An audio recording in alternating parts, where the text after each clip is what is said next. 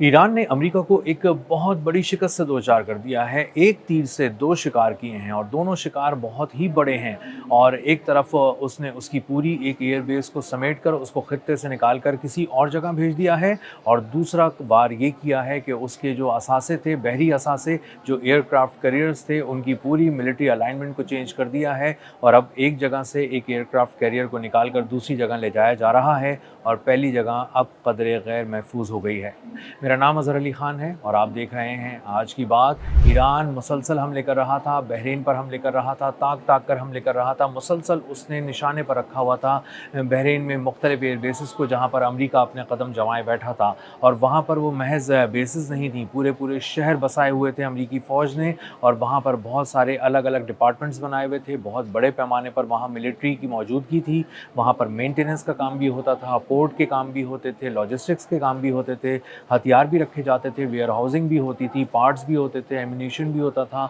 और इसी तरह मुरम्मत के सारे काम, मेंटेनेंस का पूरा काम, चाहे वो ड्रोन्स का हो, तैयारों का हो, बहरी जहाज़ों का हो, वो सारा काम वहाँ पर होता था। इस बड़े पैमाने पर मिलिट्री डिप्लॉयमेंट वहाँ पर की गई थी। लेकिन बार बार हमलों ने बहरीन से अमेरिका के कदम उखाड़ दिए और अमेरिका अब बहरीन से 2200 मील दूर डिएगो गार्शिया जाने पर मजबूर हो गया है। पहले भी उसकी मौजूदगी वहाँ पर थी, लेकिन वो ये समझता था कि डिएगो गार्शिया एक ऐसी जगह है जहाँ पर वो जाकर महफूज हो सकता है और अमेरिका अगर वहाँ पर पहुँच गया है तो ईरान उस पर हमला नहीं कर सकेगा, उसको निशाना नहीं लगा सकेगा। लेकिन कुछ अरसे पहले एक बहुत बड़ा हमला किया गया ईरान की जानिब से और उसकी जानिब से हमला करके वहाँ पर उस मफादात को नुकसान पहुँचाया गया। 2 बैलिस्टिक मिसाइल दागे गए, एक बैलिस्टिक मिसाइल उसको क्रॉस करके इंडियन ओशन में जाके गिर गया और दूसरा मिसाइल इंटरसेप्ट करके तबाह कर दिया गया। तो दरअसल ये ईरान की जानिब से एक पैगाम था, वार्निंग शॉट था कि हम डिएगो गार्शिया को अपने रेडियस के अंदर महसूस करते हैं, समझते हैं और जब चाहें उस पर हमला कर सकते हैं। अमेरिका का सबसे बड़ा लॉजिस्टिक्स हब जो बहरीन में कायम था, वो अब उठा कर ले जाया गया है डिएगो गार्शिया और वहाँ पर ले जाने के बाद महफूज तो वो कदरे हो गया है, वो अपने आप को किसी दर्जे में महफूज तो समझते हैं। लेकिन एक बहुत बड़ा मसला ये हो गया है कि फ़ासला बहुत ज़्यादा बढ़ गया है। अब जितनी मिलिट्री डिप्लॉयमेंट है इस वक्त वो मशरिक़ वस्ता के अंदर है और ख़ास तौर पर आबनाए हुर्मुज़ के करीब है जो बहरी डिप्लॉयमेंट है और बहुत बड़ी तादाद में तकरीबन 50,000 अमरीकी फ़ौजी ऐसे हैं जो या तो बहीर अरब में हैं या फिर खलीज ओमान के करीब हैं और अपना हुर्मुज़ पे वो अपना कंट्रोल हासिल करने के लिए वहाँ पर डिप्लॉय किए गए हैं। लेकिन उनको बहुत ज़्यादा लॉजिस्टिक्स का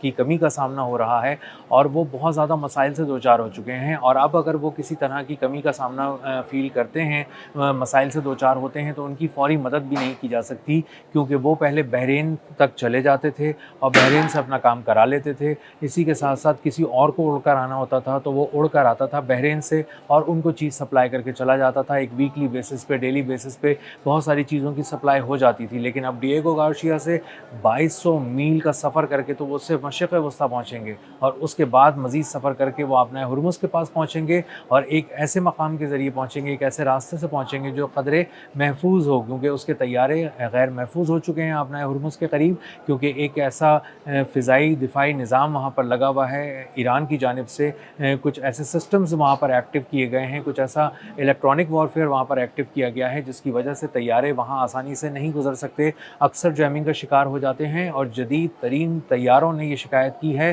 कि वो बहुत ही शदीद जैमिंग में फंस गए थे, वो नेविगेशन ख़त्म कर चुके थे, उनको नज़र आना बंद हो चुका था, वो उनको सिमत का तयन नहीं किया जा रहा था और इससे पहले कि उनको अंदाज़ा था कि वो दुश्मन के किसी मिसाइल का, किसी प्रोजेक्टाइल का निशाना बन जाएंगे, उसके बाद बमुश्किल वो उस पूरी एक जैमिंग से के ज़ोन से निकले और उसके बाद उन्हें जिस जगह पर लैंड करना था उस जगह पर उन्होंने लैंड नहीं किया, अपनी एयर बेस को बदल के किसी और मकाम पर उनको लैंड करना पड़ा। और ये इस बात का सबूत है कि ईरान ने किस कदर फ़िज़ाओं में एक जादुई जाल बिछाया हुआ है और आबनाए हुर्मुज़ के करीब अगर अमरीकी फ़ौज की मदद के लिए कोई आना चाहता है तो उसको पहले इस जाल से गुजरना पड़ता है, जैम होकर गुजरना पड़ता है और अपने आप को ख़तरे में महसूस करके गुजरना पड़ता है। डिएगो गार्शिया तक धकेल देना अमरीका को बहुत ही बड़ी खबर है। उसकी वजह यह है कि अमरीका अब कोई तवील जंग लड़ने के काबिल नहीं रहा। अगर किसी तरह की वो तवील जंग लड़ने के लिए कोशिश करेगा तो उसको अपनी तमाम सप्लाईज़ 2200 मील दूर मशरिक़ वस्ता से लेकर आनी पड़ेंगी थी और इसीलिए वो बार-बार अपनी सप्लाईज़ को मेंटेन नहीं कर पाएगा और यही वजह है कि फ़ौज कोई बहुत बड़ी जंग लड़ने की अब अहल नहीं रही अमरीकी।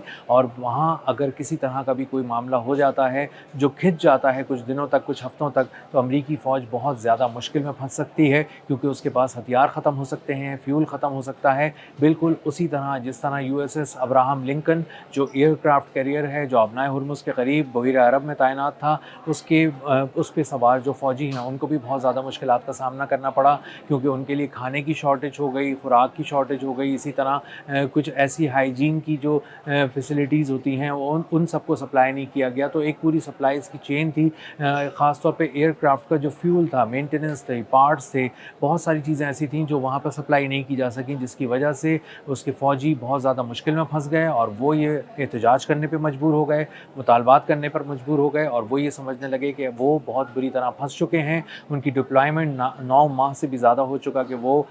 वहाँ पर तैनात हैं बहीरा अरब में और उनको कब निकाला जाएगा उनको कुछ आइडिया नहीं था। तो उसके लिए अब उन्होंने यूएसएस जॉर्ज वाशिंगटन एक एयरक्राफ्ट कैरियर को रवाना किया है और उसको जिस रीजन से रवाना किया गया है वो जापान के करीब का रीजन है। अगर उस इलाके से एक एयरक्राफ्ट कैरियर को अमेरिका निकाल कर यहाँ ला रहा है और अब्राहम लिंकन को अपने घर भेज रहा है, तो इसका मतलब ये नहीं है सिर्फ कि वो अपने फ़ौजियों को एक सहूलत दे रहा है और उनकी डिप्लॉयमेंट को कम करके अब उनको उनके प्यारों से मिलवाने जा रहा है। असल ख़बर उसमें ये छुपी है कि दरअसल मिलिट्री अलाइनमेंट बुरी तरह हिल कर रह गई है अमेरिका की और अमेरिका जापान की हिफाजत के लिए जो उसने एयरक्राफ्ट कैरियर वहाँ पर तैनात किया था, उसको वो अब मशरिक़ वस्ता लाने पर मजबूर हो गया है और वो अब यहीं खड़ा रहेगा और जिस तरह पहले अब्राहम लिंकन खड़ा रहा, उसी तरह अब जॉर्ज वाशिंगटन भी खड़ा रहेगा और इस एयरक्राफ्ट कैरियर के खड़े रहने से, उस पर तैनात 5000 फ़ौजियों के वहाँ मौजूद होने से और इसी तरह उनको फ्यूल सप्लाईज़ और दीगर सप्लाईज़ जो उनकी कट होती रहेंगी, कम होती रहेंगी या मुश्किलात का शिकार रहेंगी, उससे एक नई